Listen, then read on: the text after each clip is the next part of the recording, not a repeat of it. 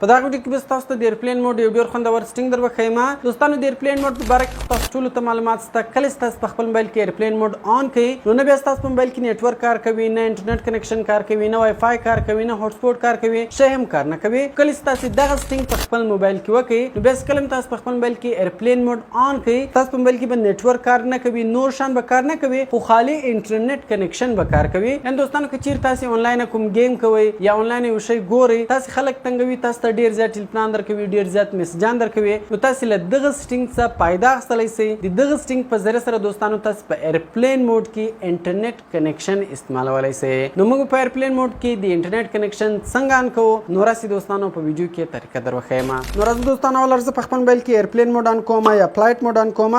دوستانو په ډیرو موبایلانو کې دغه اپشن ته ایرپلین موډ لیکلی وي او په ډیرو موبایلانو کې دغه اپشن ته فلایټ موډ لیکلی وي.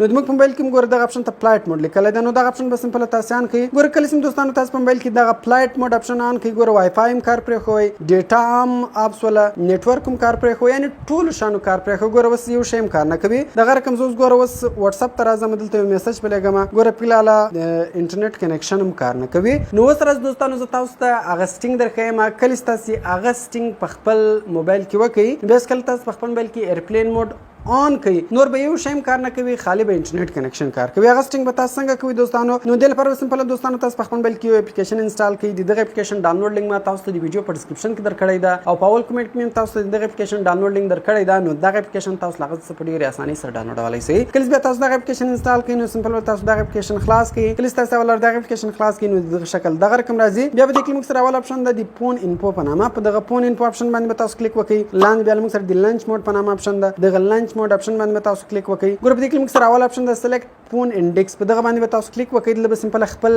سیم سلیکټ کړئ. په کوم سیم کې دوستانو تاسو د انټرنیټ کنیکشن استعمالوي، ډیټا استعمالوي. نو زه په اول کې استعمالوم، ما دلته اول سلیکټ کړئ. په نور شان به کار نه لري، خالي په دې کې لاندې بیا موږ سره د موبایل ریډیو پاور په نامه اپشن ده، دغه اپشن به تاسو آن کړئ. کله چې دوستانو دغه اپشن تاسو آن کړئ ګوره ټولو شانو کار شروع کړئ. اوس که زه چیرې دلته واتساپ ته راسم دوستانو نو ما واتساپ خلاص کړئ. ګوره دوستانو میسج ولاړ، تاسو په خپل کتلی شئ. دلته ګوره موږ سره ایرپلین موډ اپشن آن ده، ایرپلین موډ موږ آن کړی ده، خو بیا هم ګوره دوستانو تاسو کتلی شئ چې موږ سره دلته د انټرنیټ کنیکشن کار کوي. دغه رقم زه راځم دلته په ګوګل کې شی سرچ کوم نو ګورئ چې دلته هم کار کوي که نه کوي. نو دغه رقم زه رالم دلته مې سمپله google.com کې ولیکئ، google.com دغه ما کې ولیکئ. نو دغه رقم دوستانو ګوره تاسو کتلی شئ چې موږ سره ایرپلین موډ آن ده، خو بیا هم دلته موږ سره د انټرنیټ کنیکشن کار کوي. نو دوستانو د دغه سټینګ په ذریعه سره تاسو په ډیرې اسانۍ سره کولی شئ چې په ایرپلین موډ کې د نینې د انټرنیټ کنیکشن استعمال کړئ. نو کوم چیرې ویډیو خوښه شوي نو ویډیو در سره لایک کړئ، له خپل دوستانو سره خامخا شیر کړئ تر څو هغه هم له دغه طریقې چې فایده واخلي. نو ملاوي په نور ښایسته ښایسته ویډیوګانو کې په دعاګانو کې مې یاد ساتئ. د خدای په امان.